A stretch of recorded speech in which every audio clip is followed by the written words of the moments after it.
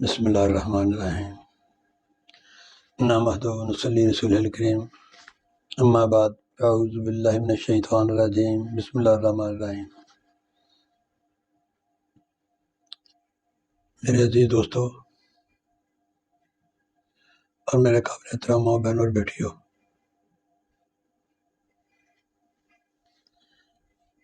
میں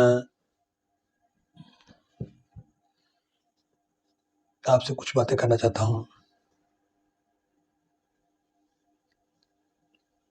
اللہ تبارک تعالیٰ کے 99 نام ہے۔ نام ایک ہے، باقی صفتیں اتنی ہیں، صفاتیں۔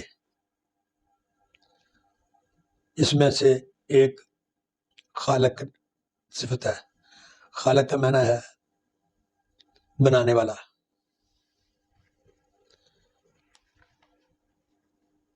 میرے عزیز دوستوں، میری ماں بہنوں اور بیٹیوں، اللہ کے ڈیرے سے میں آپ سے مخاطب ہوں۔ اللہ کی صفت بیان کی جائے تو اللہ تبارک تعالیٰ فرشتوں کو حکم دیتا ہے، جاؤ میرے بندوں کو دیکھو، وہ میرا ذکر کر رہے ہیں۔ میرے مالک نے، میرے خالق نے 8 یوم میں یہ تمام کائنات بنائی، زمین، آسمان، چاند، ستارے، پہاڑ، میدان، دریا، درخت، وہ تمام کے تمام اللہ تعالیٰ کا ذکر کرتے تھے، بیان کرتے تھے۔ اللہ تبارک تعالیٰ نے کہا کہ ایک مخلوق ایسی ہونی چاہیے جس میں سے میرا محبوب ہو۔ اللہ تبارک تعالیٰ نے اپنے محبوب کے لیے یہ کائنات بنائی۔ وہ محبوب جس کے آنے سے جہالت ختم ہوئی، وہ محبوب جس سے آنے سے روشنی روشنی دین کی آئی۔ اس وقت بھی کفار مکہ اللہ تبارک تعالیٰ کے نبی کو تسلیم نہیں کرتے، طرح طرح کے سوال کرتے تھے، مگر اللہ تبارک تعالیٰ جس کو ہدایت دیتا ہے اس کو چھوٹی سی بات پر ہدایت آ جاتی ہے۔ اللہ تعالیٰ نے یہ کائنات بنائی، اور جب یہ کائنات بنائی تو جو کافر تھے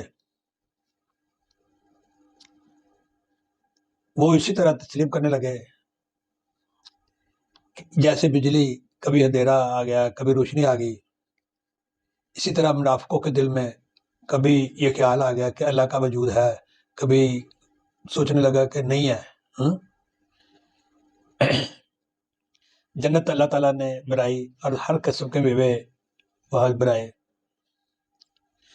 اور میووں کی ملتی جلتی شکلیں بنائی۔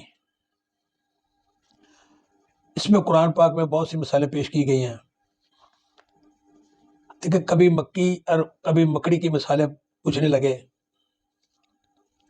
اسی بنا پر اللہ تبارک تعالیٰ نے ان کو سمجھانے کے لیے قرآن پاک میں سورۃ بقرہ میں 2 آیتیں لکھی بھیجی۔ ملائکہ، اللہ تبارک تعالیٰ ملائکہ کہتے فرشتوں کو، اللہ تبارک تعالیٰ نے فرشتوں پر انعام دیا، مخلوق کے بنی، ایک فرشتے ہے نور کے، ایک خاکی انسان، ایک آگ کے شیطان۔ اللہ تبارک تعالیٰ نے بہت ساری چیزیں بنائی اور فرشتوں کو حکم دیا کہ اس کے نام بتاؤ۔ فرشتوں نے کہا ہے پروردگار، اے میرے مالک، ہمیں ان کے نام نہیں آتے، نہ پتہ ہے۔ اللہ تبارک تعالیٰ نے حضرت آدم علیہ السلام کو حکم دیا تو انہوں نے تمام چیزوں کے نام بتائے۔ بات یہ تھی اللہ تعالیٰ نے وہ ہر چیز پر علم ہے، وہ قادر ہے، خالق ہے، مالک ہے۔ آج بھی دنیا اتنی ترقی کرنے کے باوجود کفار مکہ جو یہود تھے، یہودی، وہ طرح طرح کے سوال کرتے تھے. اگر آپ نے اس کا مطالعہ کرنا ہے تو آپ ایسا کریں، قرآن پاک کھولیں، آپ کو تمام وہ چیزیں مل جائیں گی جو اللہ تبارک تعالیٰ نے کائنات بنائی ہے، اور سب سے پہلے جو قومیں آئی ہیں وہ کیوں گر کوئی ہیں، اور آخری نبی آقا دو جہاں دنیا میں تشریف لائے. جو پہلی قومیں تھی ان کے گھر ہونے کی وجہ یہ تھی وہ اللہ کے کام کو تسلیم نہیں کرتی تھی.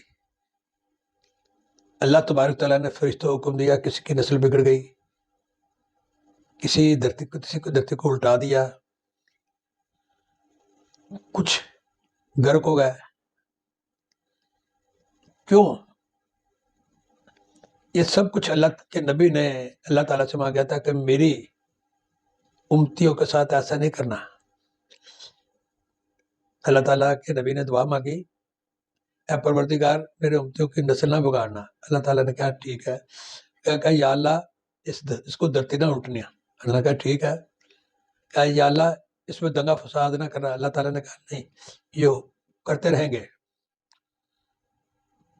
میں 2 یا 3 مرتبہ یہ عرض کر چکا تھا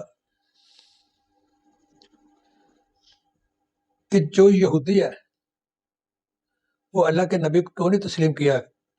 اس سے پہلے جتنے بھی نبی آئے تھے حضرت یعقوب علیہ السلام کے نسل سے آئے تھے. یہودیوں نے کہا کہ یہ ہمارا حق تھا، ہم لاڈلی قوم ہیں. اللہ نے من سلوا تارا پر، یعنی آج تک